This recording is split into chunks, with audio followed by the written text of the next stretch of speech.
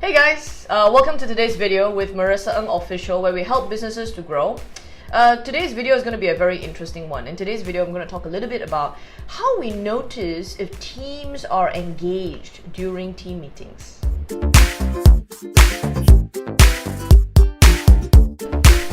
As a business advisor to many companies and many businesses, I've had the privilege of, sometimes sitting into board meetings, team meetings, and I notice a lot of things. I'm always playing the observer, I'm always playing this third eye in the business, but I notice a lot of things, and that's why I'm building this video for you today.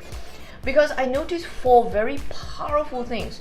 When teams are engaged, I notice these 4 things. And so I'd like to share this 4 with you today, alright? So the first point I'm going to share with you of an empowered and engaged team is that the team talks more than the boss.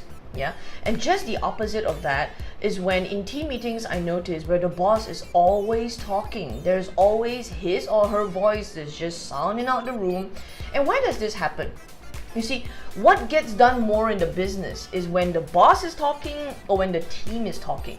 You see, when we have a very quiet culture and the employees just don't say anything, there are a couple of reasons why this happens.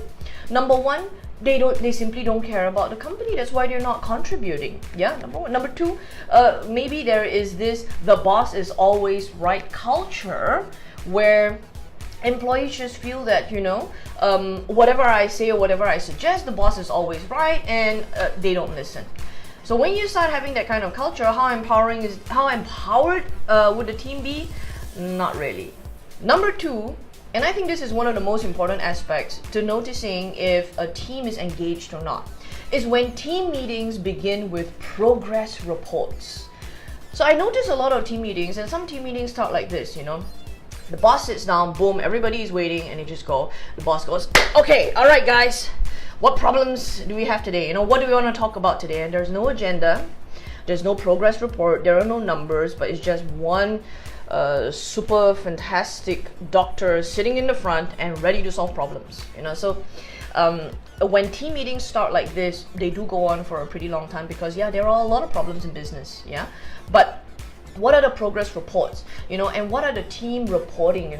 Number one, when there's a progress report, team members know what they're accountable for. They know which area they have to affect. They also take accountability, but they're also empowered to make changes. And part of inside that meeting is also talking a little bit about what they can do if the numbers are not met. And if the numbers are met, you celebrate together. But what are the progress reports? Are there 90-day plans? Are there SMART goals being discussed in team meetings?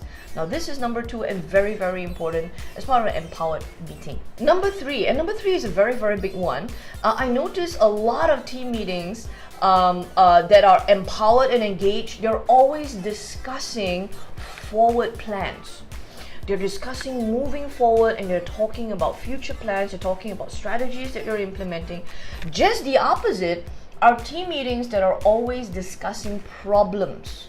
Have you ever noticed? And you see, when you're discussing problems, you're always discussing ways to handle challenges that you had, difficult customers, difficult employees, difficult situations, mistakes, firefighting.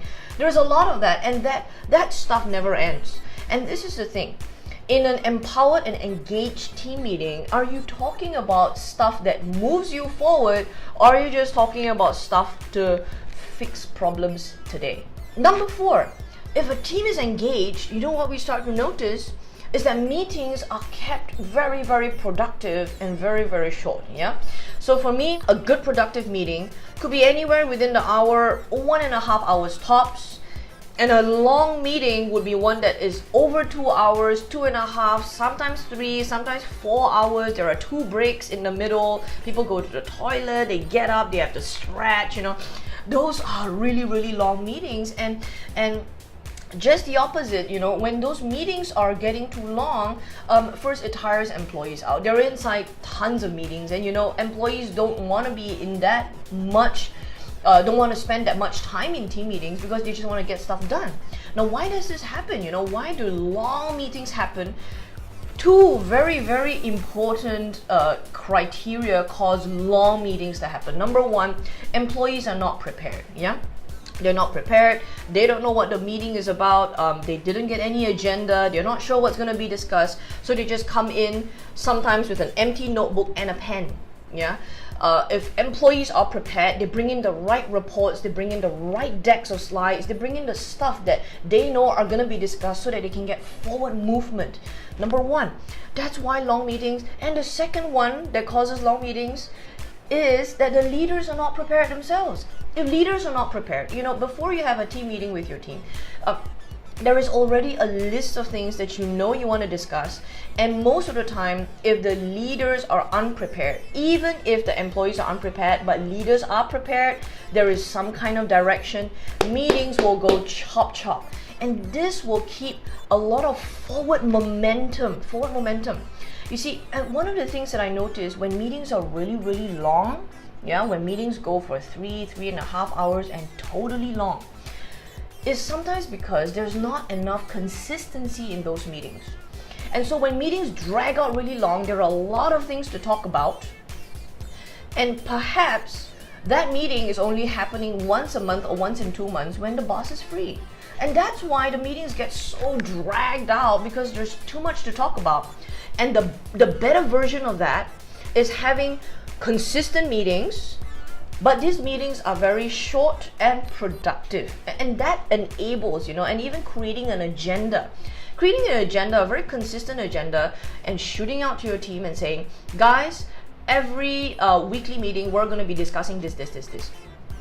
And leaders as well, and sometimes meetings get really dragged out. Why? Because they're having very specific discussions with maybe 1 or 2 managers of 10 people in the room, and the rest of the other 8 are disengaging. They're just going, and so that 1 or 2 are really focused because the boss is talking to them, but the other 8 has just gone into handphone mode.